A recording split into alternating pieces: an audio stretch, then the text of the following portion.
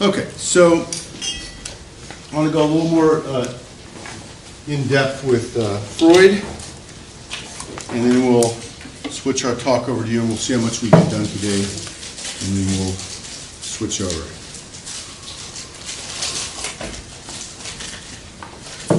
Again, this is another view of Freud's office. In Freud's office, you'll notice, and you can't see it too well on the slide, there are all these little antiques and statues, antiquities.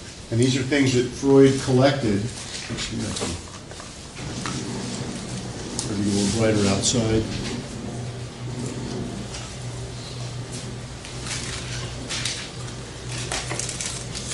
There, is that good? Can you guys see still? All these little antiquities and things that Freud collected. So one thing that you can think of Freud had a big interest in archaeology. And one thing you can think of as Freud's psychology is sort of a form of archaeology of the mind, right? That he's delved, like, you know, archaeologist goes to one of these places, they start digging in the ground, they find all these ancient things, and then they're able to sort of interpret what these things were, what they meant. And Freud develops a system of psychology that does the kind of the same thing, where you go in and you dig down in the mind and you find all these things come out and you're able to interpret those things. Now for Freud, what was going on here was that he was going into the unconscious, and the idea was that he was bringing up stuff from the unconscious for the person. But for Freud, the unconscious is private.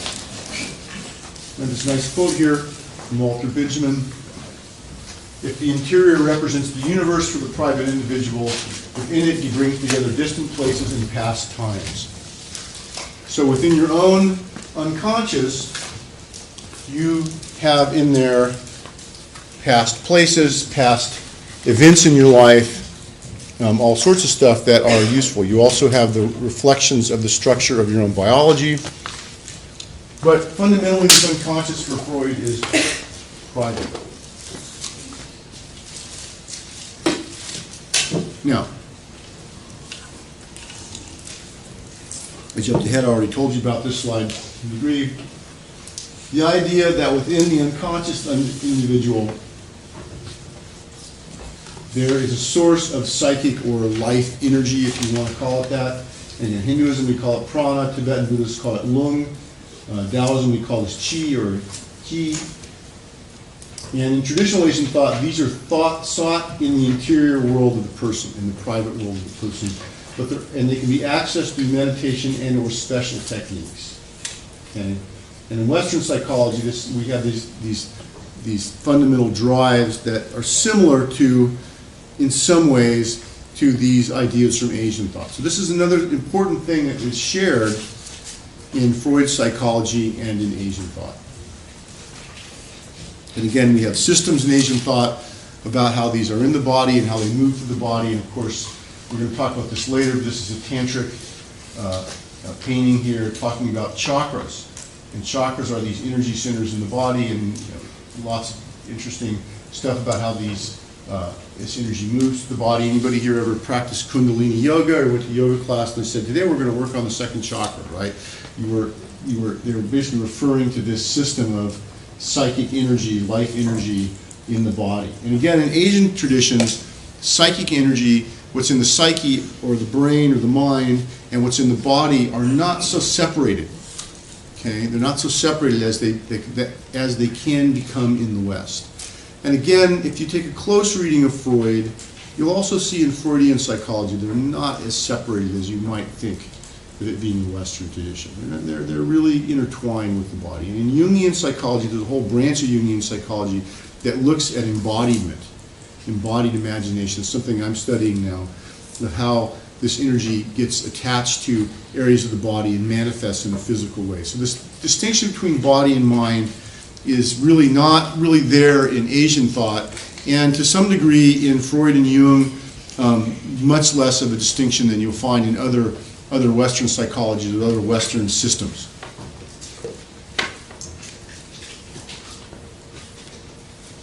Now, let's talk about what these things in Freud.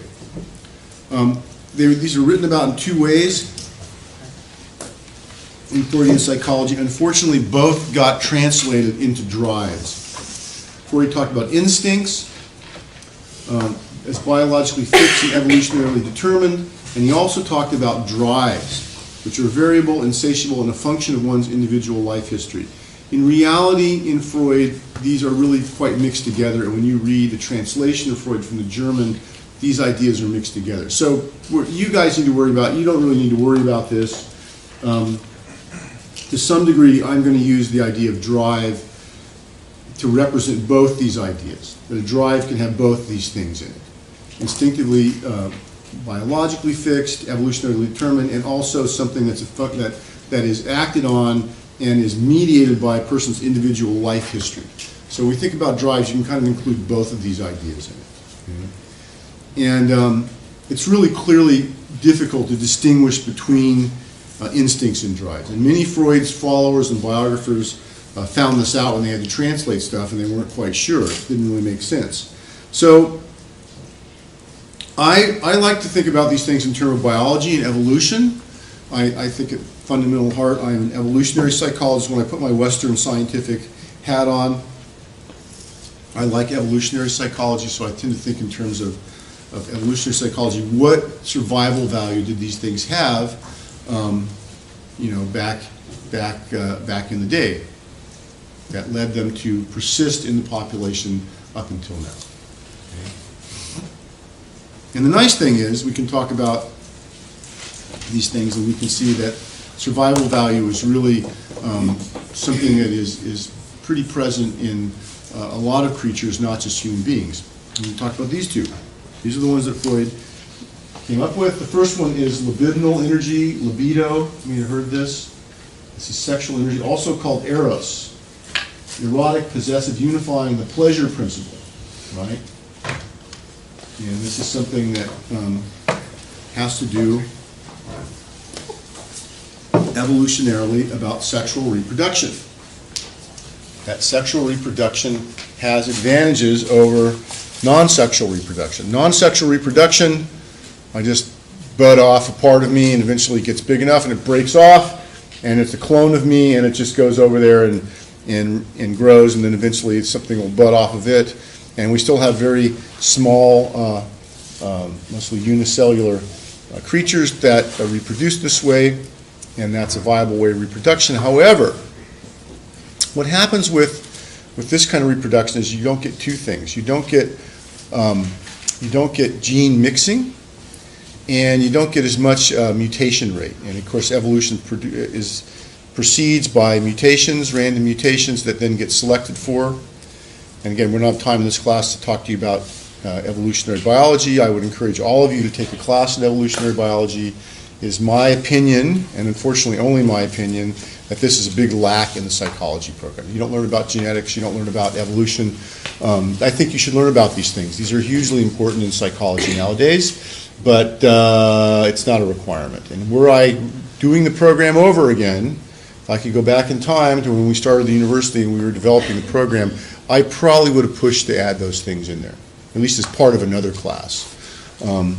But that be as may, you're going to get a little bit in here. So non-sexual reproduction doesn't lead to as many mutations, and it doesn't have as much gene mixing. Sexual reproduction comes along in biology and is very successful because it leads to both those things. You diversify the genes, you mix them around a lot more, and you have a lot more chances because of that for random mutations, which then can be selected for because they have some kind of survival advantage. Okay? Human beings, as you hopefully know, we reproduce sexually. And one of the reasons we reproduce sexually is because we tend to, in the best case scenario, we tend to find sex to be pleasurable. And we tend to find sex to be pleasurable. If sex was not pleasurable, we probably wouldn't do it as much. And so those creatures back in the day who found sex to be pleasurable tended to do it more, and they tended to leave more offspring, and so we've inherited that characteristic that sex tends to be pleasurable for us, tends to feel good. Okay? Tends to produce all sorts of things. You could even make the claim, as people have, that this is the reason why we have orgasms, because that's, you know, something that we like.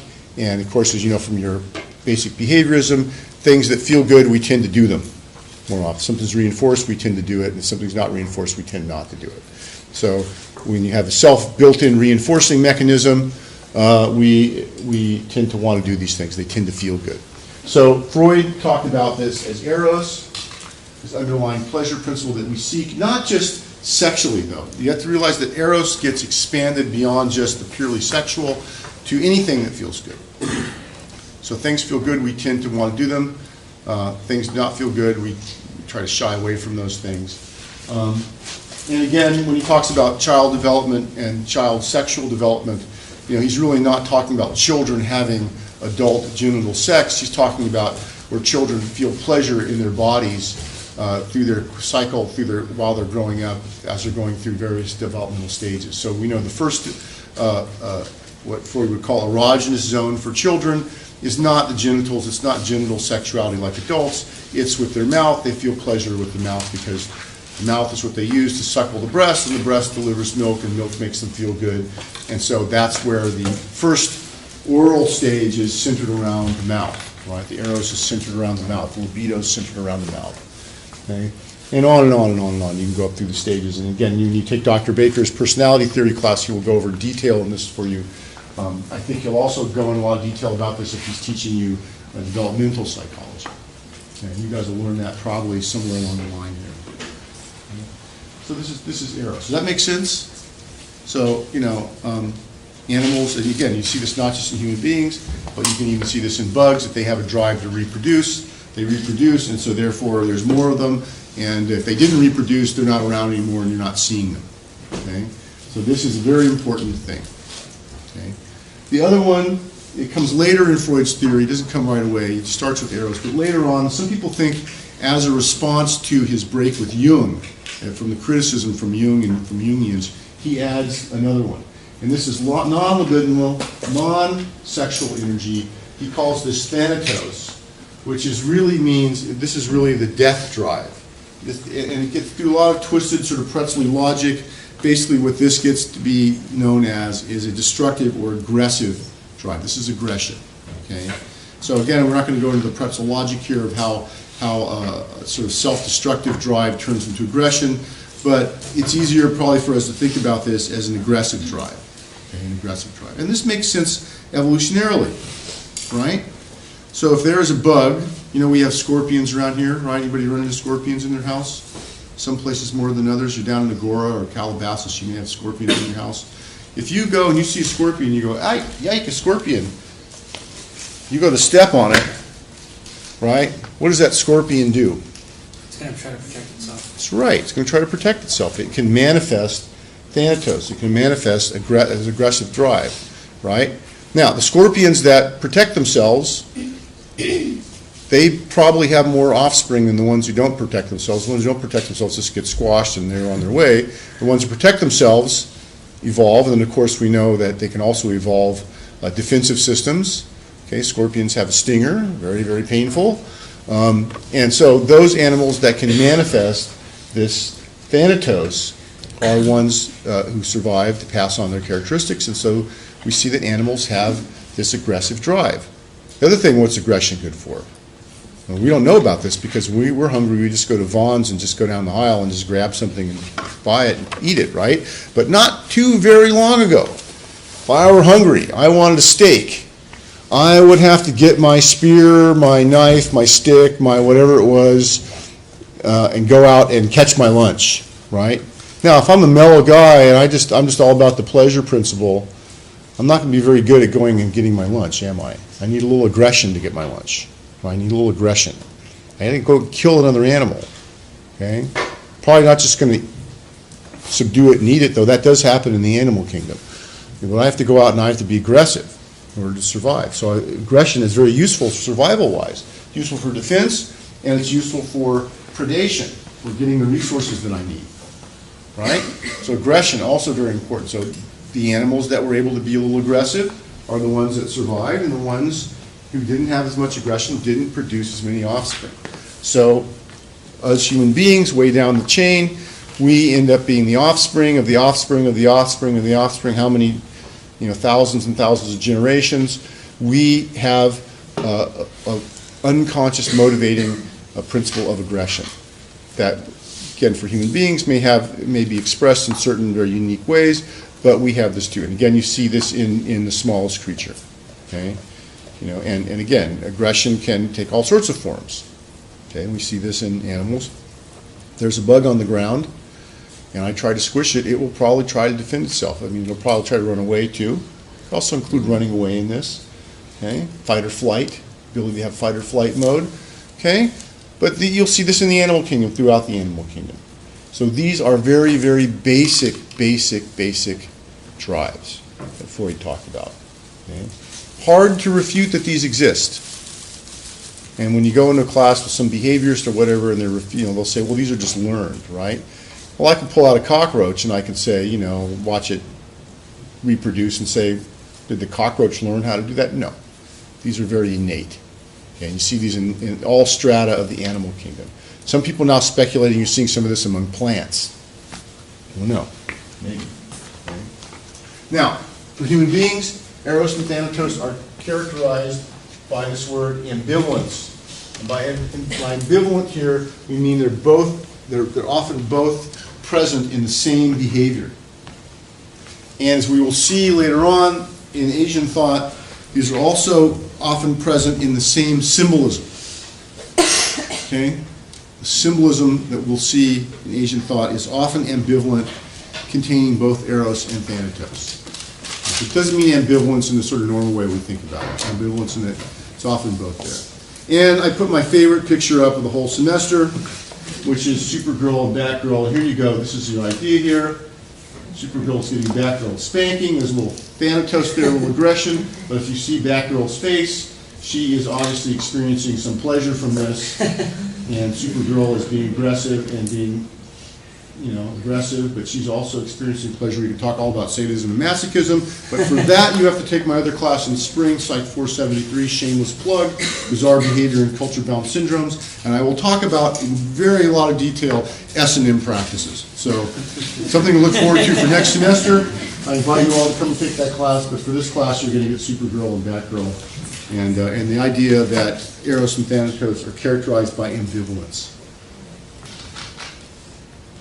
Now, Freud had a topological model of the psyche. And this goes back to what we were talking about before, about the sort of reality that we can't see. And he breaks it down fundamentally into conscious and unconscious. And then there's this sort of area in here, pre-conscious, non-conscious. And what happens for Freud, both Eros and Thanatos these drives try to come to consciousness. And what does consciousness do with these drives? Great word. The R word. Repression. Represses these things, right? So I look around the room right now and I just happen to notice, I do not see any active copulation going on. That doesn't count you guys in the back room if you're surfing porn on the internet back in the back row. But I see no active copulation. You're laughing, but this has happened before. People in the back row surfing on porn. There's nobody in here doing sex right now, as far as I can tell. And I noticed that nobody is killing or beating up each other. Now, the question for you is, why is that the case? These are two things. We all have these urges, right? We all have these urges. We all want to do the sex because it feels good, right? And we may want to do a little aggression because, aggression can feel good too. Again, take the class and say it isn't masochism. But we want the aggression because the aggression is either protecting ourselves, perhaps from that person who's trying to have sex with us and we don't want it, or we want resources. The guy next to you's got a nice fruit cup and he's eating it, looks really good, and you're really hungry, and so if you just punch him in the face, you could just take his fruit cup. Or I know somebody over there who's got a cup of what looks like Starbucks coffee. You're really running risk, man. Somebody needs that coffee, they're just going to punch you and take the coffee, right? But that's not happening. I see you have all these nice people sitting around you. They're not attacking you for your coffee. And good thing you're not sitting in the front row, all right? Because I'm drinking tea, which is a lame excuse for coffee, all right? So, I notice nobody's attacking you. So why is this? We can ask ourselves the question, why is this? I mean, there's obvious reasons, right? Yes? You have morality? Well, we have morality. Okay, you could say there's a morality, or there's laws. If you guys were to start beating each other up, or, you know, somebody would probably call the cops, and if you started having sex with each other, somebody would whip out their phone, and you'd be on YouTube in 10 minutes, or, you know, wherever they would put you up, you know. Yeah, those are sort of external reasons, yes. Because you, like, tuck those instincts into the back of your mind to get You by your repress behavior. those things. You repress them, right? You repress them. Why do you repress them? That's a good question. There's a slide on this coming up. Yes? Because of your superego and ego, I guess you'd say? Or- Yeah. Well, what's this ego that you speak of? What is that? It's the learned normality, it's the norms of society. Yeah. Anybody else? Is it like a self-preservation thing? It can be, your ego helps you to sort of negotiate through your life, right? Yeah. Could it be kind of instinctual to like be part of a norm as like a pack kind of thing? Like Yes, you could make the case for that. People have made that case, especially for primates. That if you just start, you know, if you're a primate and you try to have sex with another primate and you're low on the dominance hierarchy, the alpha animal may come down and knock some sense into you. Again, this is also one of the reasons why we tend to like to be conformists as human beings, right? So if you take my other class, take my Nazi Germany class, I'll talk to you about that, right? It's very easy for us to be brainwashed. And also the Psych 473. Why do we do so many bizarre behaviors in a group? Because it's really easy for us to go along with the group consensus, but there's an evolutionary pressure for that. Yes, so that would be part of the answer. Okay. Yes? I guess in a way it could be like a way of connecting, as weird as that sounds. Yes, actually, that's going to get to the point I'm going to talk about in a minute. So that's a very good insight, that we connect in a way, we're able to do something called sublimate. In other words, as human beings, we can repress Eros and Thanatos. We can take that energy and we can channel it into something else that, in many cases, has to do with doing things with other people and creating things with other people in a constructive way. Okay, and Freud called this sublimation. Okay, sublimation. And for Freud, this is where civilization comes from. So how do you navigate, I'm going to make this a reduction point, but the question you asked, why can't it just be my prefrontal cortex is activated, therefore my limbic system, my parasympathetic and my sympathetic nervous system, sex and aggression don't have to respond. There's nothing challenging that. Yes, no, that's just a physiological way of expressing the same thing. And what do you have in your frontal cortex? You have inhibitory pathways, right? So you have actually built into your brain structure the capacity to do this, right? And you all know Freud started out as a neurologist. So this kind of stuff, though, obviously we've come a long way since Freud, but I mean, this is the idea. He thought this stuff would ultimately be found in the brain, and to some degree, some of that has been validated. But yes, absolutely, it's just a physiological way of expressing it. And again, why would you have that physiology? Because it confers a survival value. Okay, so again, it makes sense from an evolutionary standpoint. These aren't just biological inhibition and repression. There's some kind of like moral thing about repression that I don't know. Yeah, That, there's been books written about this now. I'm not up on them completely, but people have talked about this sort of biological substrate of morality. And again, you can think about it that way. I mean, I don't want to go too astray on this, but you could think about what do we mean by morality, right? And I could be very postmodern with you and say, well, morality is dictated by those who are on top. You know, what's right is, you know, what the dominant group is able to dictate, right? If you're on the bottom, you may have a different viewpoint about that. But yes, I mean, you could make a case, and people have made a case for a biological basis of morality, especially for human beings. And if we had time to talk about evolution, we could talk about that. If we, maybe in other classes, you know, that's something I can go a little more into detail about that. But it's very interesting, very, very interesting idea. But yes, I think this is reflected in biology, and I think if Freud were alive today, he'd be very, very very happy to see that, that people are still thinking about that.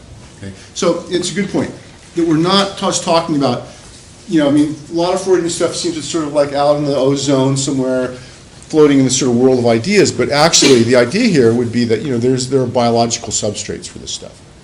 Again, this is a reason why I like to ground my Freudian psychology in evolutionary theory, because it brings that biological basis, that reality to it, that there's a reason for these things. It's just, I just noticed this, and it exists out there floating around. No, there's a reason for these things. These are useful things, right? Now, as I mentioned before, and I don't have time to go into the complexity of this, I could make an argument for you of how Eros and Thanatos come together, and these result in our need for attachment. That these drives of Eros and Thanatos result in this need for attachment.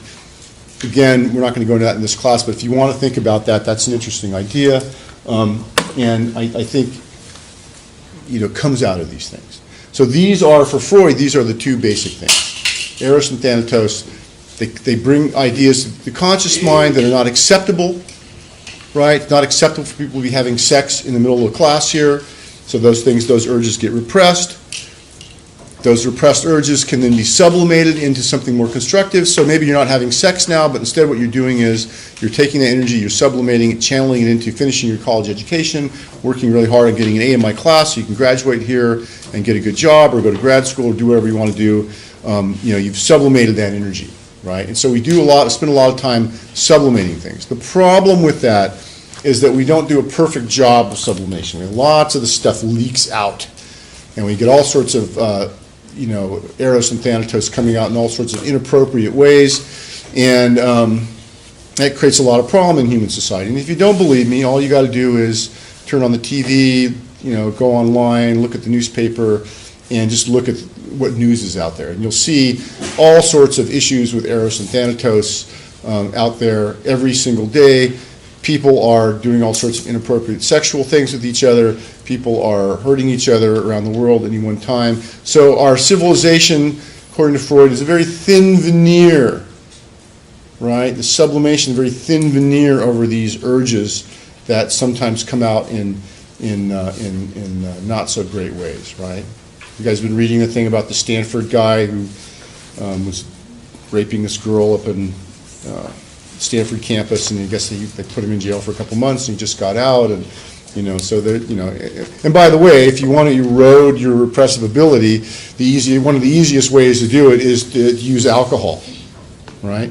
Alcohol, again, if you want to talk about brain stuff, alcohol starts messing with these inhibitory things, and pretty soon you're doing all sorts of stuff. You're attacking a poor girl, outside under a dumpster when she's passed out, and bad things start happening, okay? And again, that's a good example because in that unfortunate case, you see both Eros and Thanatos mixed together. And again, if you look around the world and you look at these things, you will see, and some things may be more Thanatos than Eros, some things may be more Eros than Thanatos, but you'll see the ambivalence of these together, and you can see all the problems in the world, as a result of these being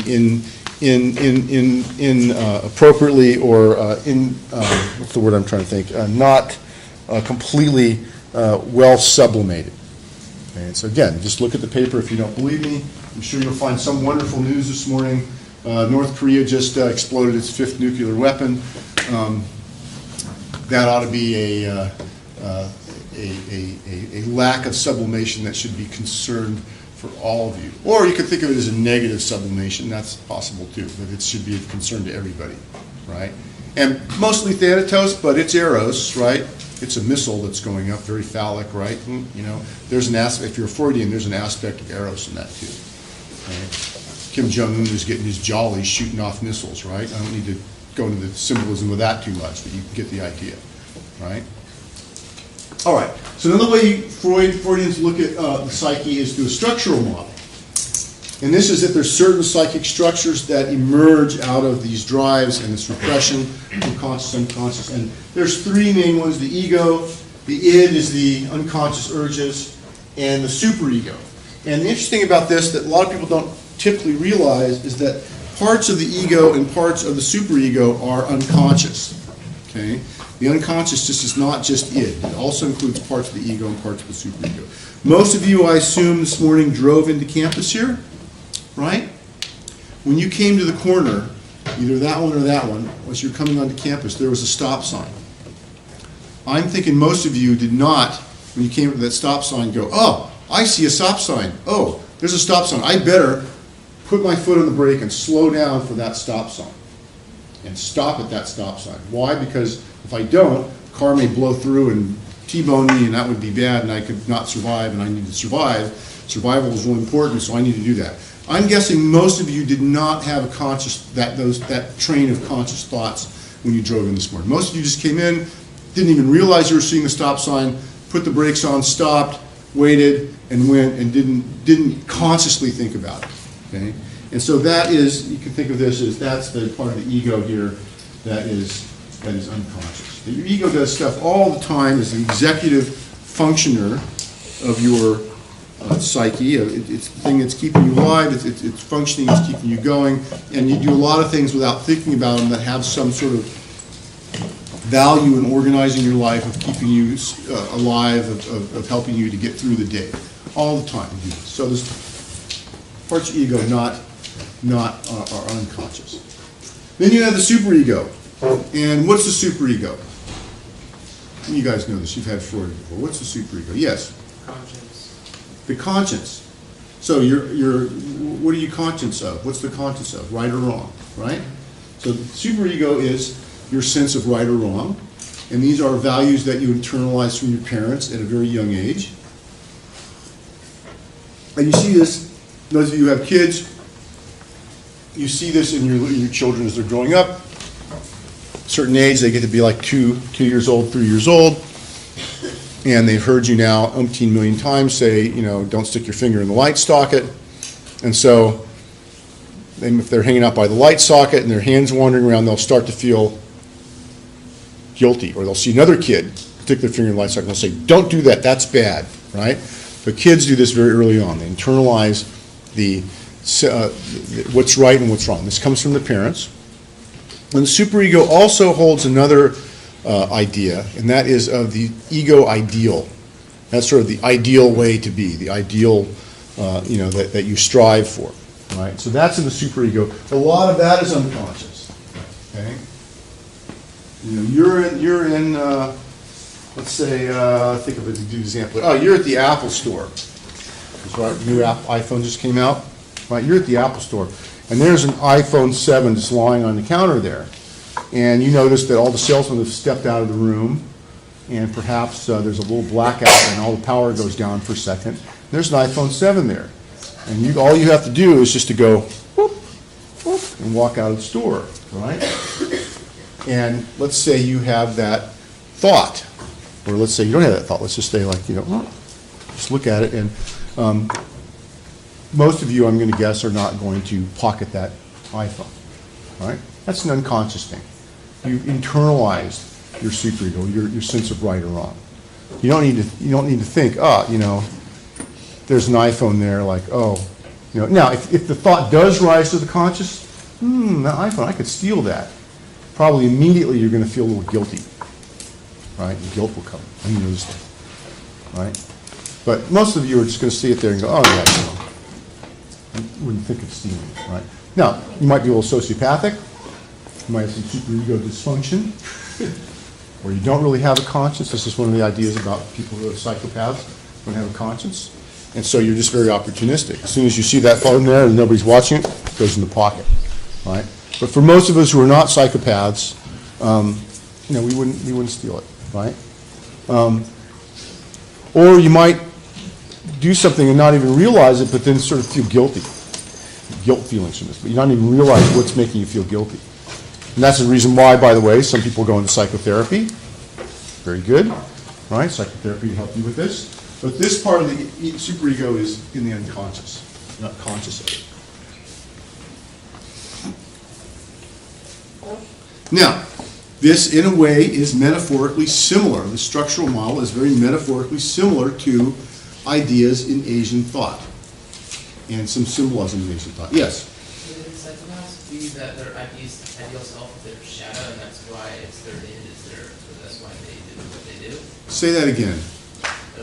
Is in psychopaths, their ideal self is their shadow to be like worse than be more id than thought. Is that what I'm saying? I would say no, but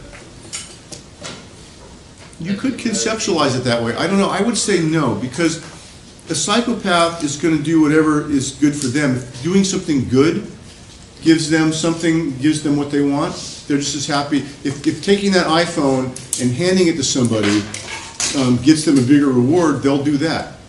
You know, as where if you're just driven by the shadow, you sort of just want to do bad things, right? You want to do the opposite. So I would say on the top of my head, no, but that's an intriguing idea. And if we had a Jungian, you know, I could ask a Jungian that. If I think about it, I'll ask a Jungian analyst about that. That's an interesting idea. But I would say on the top of my head, I would say no, it's different. Psychopaths, you know, I mean, these are people who have some, their sense of self to some degree is not as integrated as you or I. And again, we're talking about psychopaths and psychopaths. I mean, people can have psychopathic characteristics and not be diagnosed as a full-blown psychopath, by the way, is now called antisocial personality disorder. So there's gradations of it. Okay, we could talk about that because being a psychopath also can have survival value. Right? And I talk about, take my 473 class, and I'll talk about psychopaths in that class, and we can go more into that. That's a very interesting discussion. This class, we're not going to really worry too much about psychopathy. It's not going to be a big theme in this class. Yes. I think the Jungian Robert Johnson said where the dragons are, the gold is. I think it's very common that the shadow holds a lot of repressed emotions. So I would say that if it's true from a Jungian perspective, the shadow wouldn't be the basis of a sociopath. Yeah, the sociopath is not repressing those emotions. No. They're just acting on whatever they immediately can get. And again, we could also look at the brain. In my other class, I actually will show pictures of the brains of psychopaths, and you can see, you know, it's not activated in the same way. They're not repressing emotions. They're just acting because they're being selfish. What can I get out of it, right? They're just, biologically, the developmental stage in the first 5 years of marrying and learning empathy and stuff like that, you can make a narcissistic argument for the sociopath. Sociopathy and narcissism are like peanut butter and jelly. And again, take my 473 class, I'm going to go into a lot more detail about this stuff. We got a nice discussion about this. This class, we're going to assume mostly people are not sociopaths. Okay. Other questions? Okay. So let's look at this. And that's why, like, by the way, in the spring semester, I teach bizarre behavior in Nazi Germany, so I'm just like talking about psychopaths and weirdos the whole semester. This semester, I teach Asian thought in the Asian martial arts class because I want to get away from that stuff. Because you lecture and you study that stuff, and by the end of the spring semester, I'm just like burnt to a crisp. You know, I just can't do. Oh God, the world's so horrible. You know, I don't even want to go outside. So I teach this stuff because this is a little bit more. I can look at some of the good aspects of human beings and not just, you know, wallow in all the negative stuff. So we're going to probably stick to the more nicer, not nicer parts, but the more non-sociopathic parts of this semester. So let's look at, and this symbolism, you can look at, this is Freud's structural model, and here's some Asian symbolism. And this Asian symbolism is very much what you guys are just talking about here, right? This is the symbol of the lotus. The lotus is a plant that lives underwater. It is nourished in the mud and the gook in the bottom, but then grows up to the top and comes at the top of the water and expresses this pure, beautiful, clean flower at the top. And again, if you want to think about this as being the unconscious, you know, muck and stuff, but what gets expressed is the sort of conscious mind up here. There's a similarity here. There's a similarity to this symbolism. And if you're a Jungian, and we're going to talk about Jung probably next time, we'll talk about, you know, this can be the shadow stuff, and then you have up on the top this, you know, the non-shadow stuff. But this is the ground of being here, in the muck and the dirt, right? In other words, you know, you can't grow flowers without some shit, right? Shit's the fertilizer, right? So, you know, for the purity of the flower bloom in the open air, you need all this crap underneath all this gook, right? That's similar to this Freudian idea, There's a little bit of a similarity there. They go together. Okay? So again, this is one of the reasons, again, why I like to use Freud and Jung as a lens to understanding Asian thought, because there is this similar, even though they're not talking about structures of mind here, but there's a similar idea going on here. Now, one of my favorite quotes from Freud, and this is what Freud called the problem of civilization. He wrote about this in the book Civilization and Its Discontents. I highly recommend this book, very interesting. And Freud wrote about the problem of civilization. And he said, men are not gentle, friendly creatures wishing for love, who simply defend themselves if they are attacked, but that a powerful measure of desire for aggression has to be reckoned as part of their instinctual endowment. The result is that their neighbor to them is not only a possible helper or sexual object, but also a temptation to them to gratify their aggressiveness on him, to exploit his capacity for work without recompense, to use him sexually without his consent, to seize his possessions, to humiliate him, to cause him pain, to torture, and to kill him. Homo homini lupus, which means in Latin man is wolf or wolfman. Who has the courage to dispute it in the face of all the evidence in his own life and in history? And so Freud has a rather dim view of human beings. Thinks of human beings as wolves. This, I think, does a great disservice to wolves. We know a lot more about wolf behavior now and canid behavior. Wolves have much more of a structured environment than probably or lifestyle than we probably realized in Freud's time. But you get the idea here. Right? Yes. You're relating to the views of how people see wolves. Yes, absolutely. And again, if you take my 473 class, I'll talk about the history of wolves. That for a lot of human history, wolves were really a scourge and were very, very dangerous. So this is what he is channeling here. He's not channeling real wolves. But just to let you guys know, real wolves are maybe not so bad as human beings, right? Real wolves aren't exploding their 5th nuclear weapon, and threatening to send them over to places, right? Real wolves are running around in the woods and doing all sorts of things. By the way, the first native wolf pack in many, many years was sighted in Northern California recently. So wolves are coming back to California. Just saw that the other day. So, the problem of civilization. How can demands and desires of the individual be reconciled with those of the group? This is an interesting question. And one of the things that we're going to see throughout the semester is how Asian philosophy, Asian religions sort of deal with this question. Because this question is a question in all human societies. But Asian societies, Asian philosophies have come up with different ways that they deal with this question. How can the demands and desires of the individual be reconciled with those of the group? Okay, what's the relationship of a person to their society, to their culture? Freud links the discontent experienced by civilized human beings to the stages in psychic development of the child. We don't really need to worry about these, but these are basically similar as the developmental stages that the person goes through these kind of things, right? And you can see these stages in civilization, right? Beyond the purpose of this class to go into these, but here they are if you want them. You don't need to know those for the test or anything. More important, we can talk about Eros being sublimated and this energy being put to more constructive purposes. Okay? And again, we can talk about this idea of sublimation, referring to the channeling of repressed energy to somewhere else. For Freud, civilization required the ability for people to sublimate negative, destructive energy into something constructive and positive. And he wrote, if civilization requires such sacrifices, not only of sexuality, but also of aggressive tendencies in mankind, we can better understand why it should be so hard for men to feel happy in it. Freud is not a pleasant guy. He's somewhat misogynistic about people.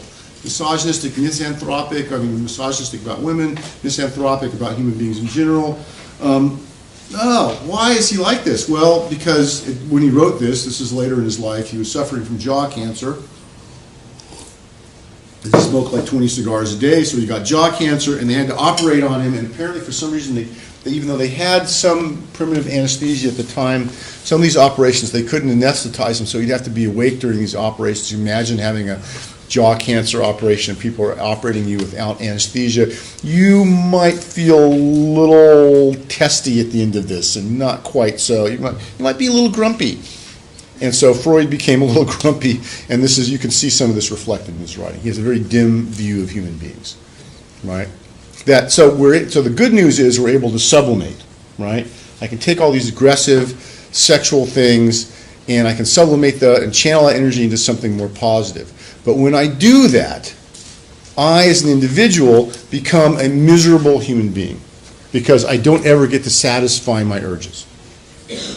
So my choice is I can just do all these negative things and do all these bad things to people, or I can sublimate it and have a good civilization, but me as an individual, I can feel miserable.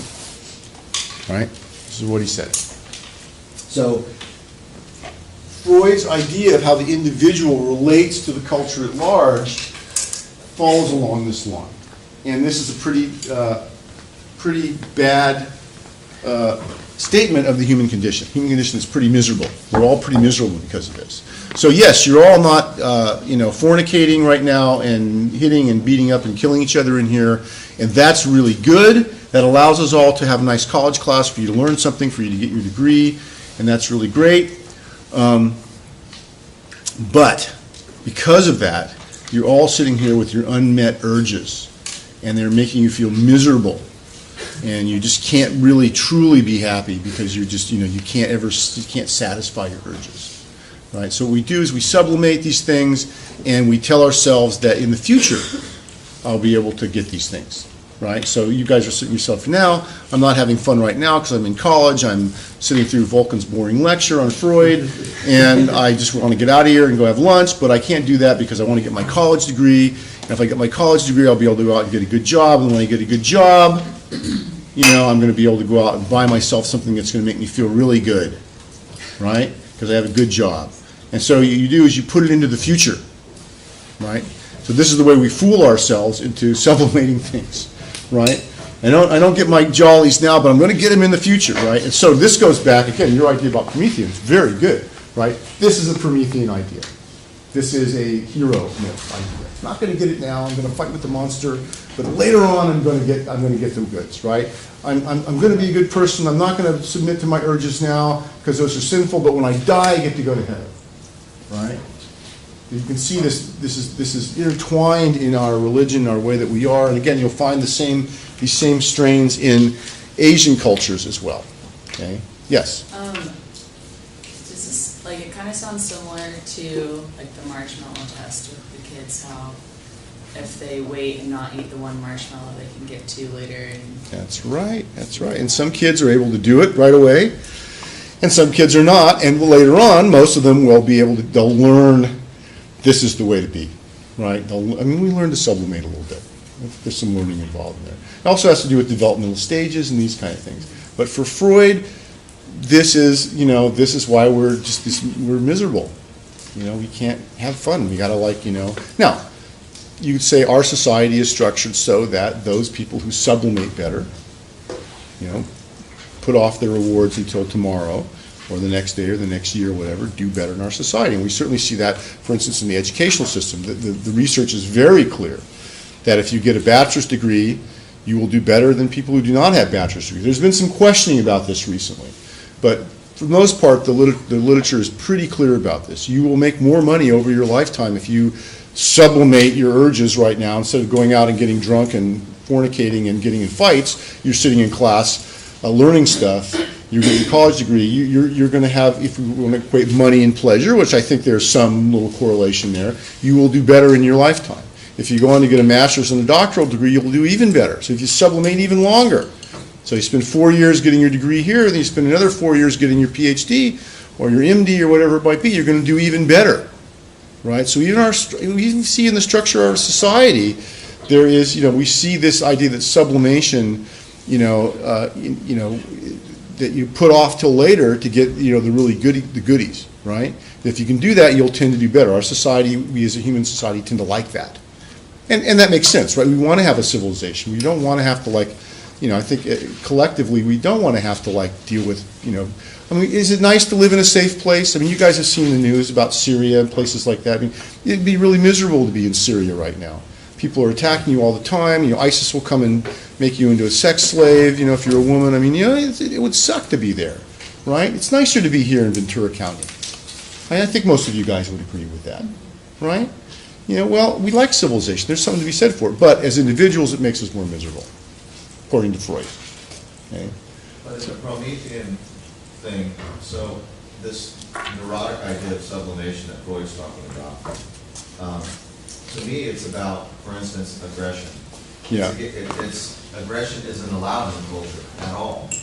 But as a martial artist, you understand that if someone was breaking into your house in a Promethean way, screw Zeus as the dominant culture, you can go ahead and attack the perpetrator and not feel guilty about the total repression of aggression. Now, 90% of the people will dial 911 because they're terrified. While someone's breaking in and going to hurt them, they will do the impotent, neurotic dial 911 because they're so afraid. Yeah, I think that metaphor for me falls apart because you're still manifesting aggression. It's just you're going to get the cops to be aggressive for you. You're still being aggressive. You're still defending yourself.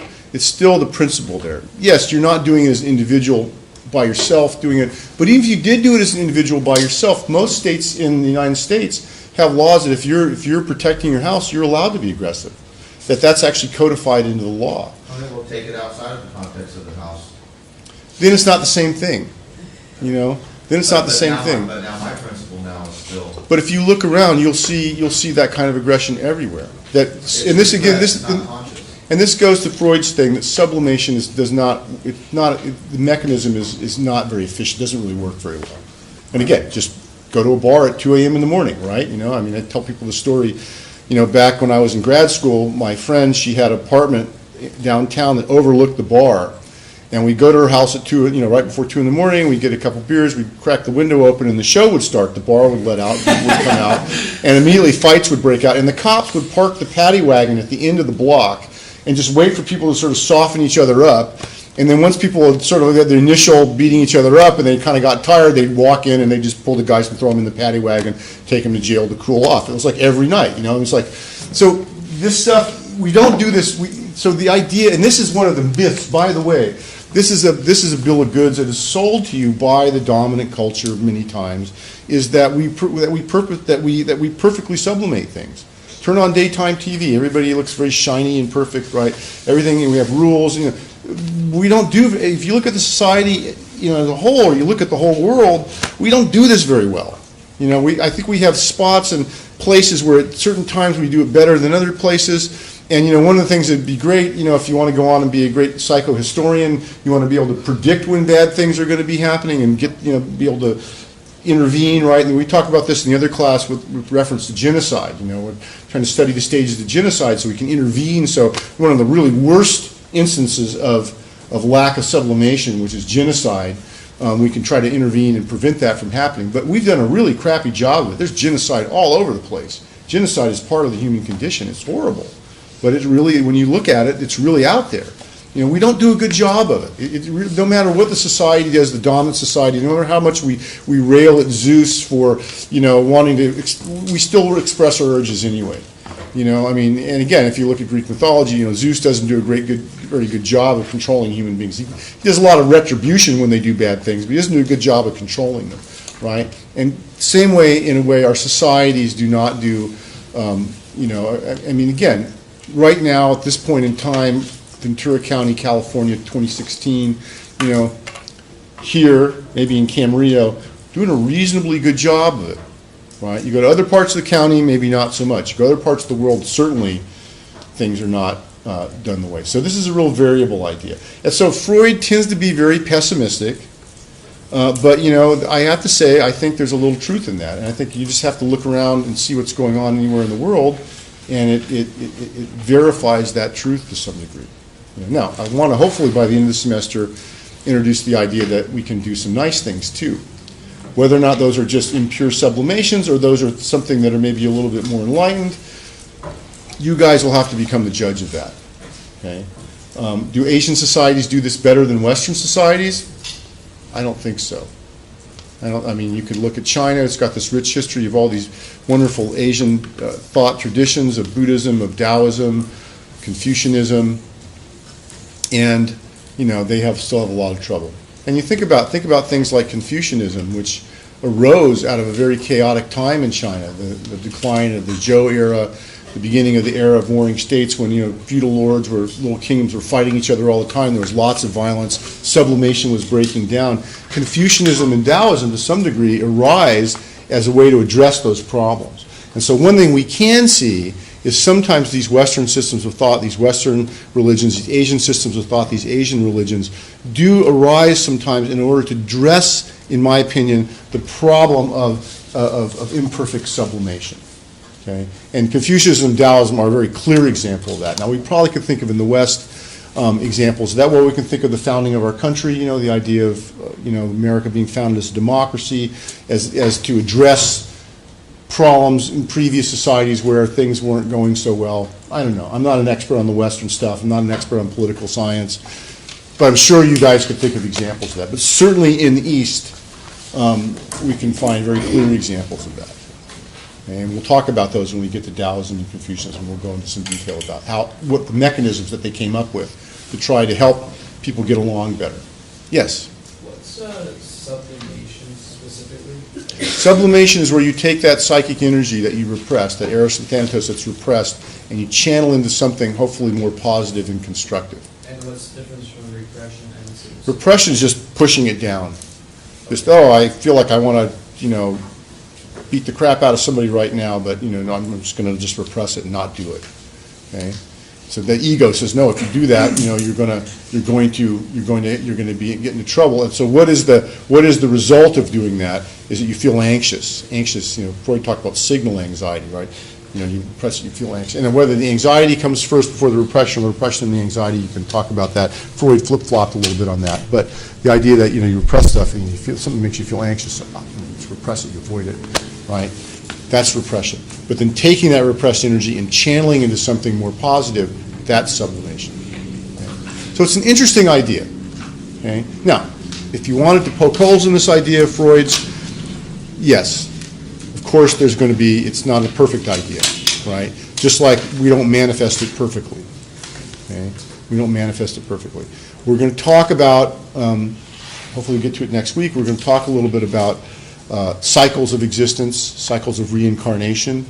And so, for instance, the Hindus is, well, you just keep going around and around and around. It just gets better and better and better. And eventually, it'll all resolve. We'll be able to sublimate perfectly. We'll all become enlightened, and things will be fine.